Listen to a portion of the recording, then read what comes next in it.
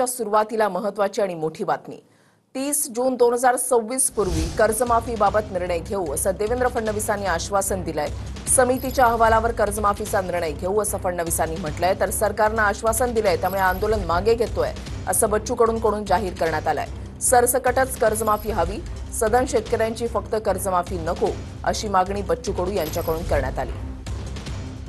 April महिन्याच्या पहिल्या आठवड्यात या कमिटीने आपलं कामकाज पूर्ण करावं आणि आम्हाला कर्जमाफी कशी करायची, त्याचे काय निकष ठरवायचे या संदर्भातला एक अहवाल द्यावा आणि या अहवालावर कर्जमाफीच्या संदर्भातला जो निर्णय आम्हाला करायचा आहे तो 3 महिन्यात म्हणजे 30 जून 2026 पूर्वी करण्याचा आम्ही निर्णय केलेला आहे। त्यामुळे आता सगळे टप्पे आम्ही या ठिकाणी ठरवलेले आहेत।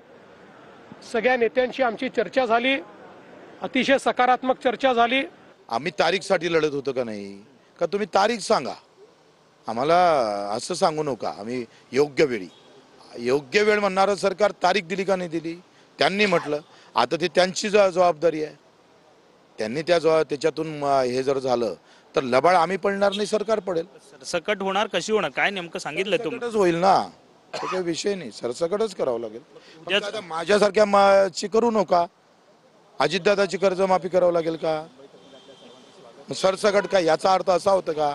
तुमच्या आंदोलनाचं काय? आंदोलन तुम्ही मागे घेता? आंदोलन नाही होणार। हां।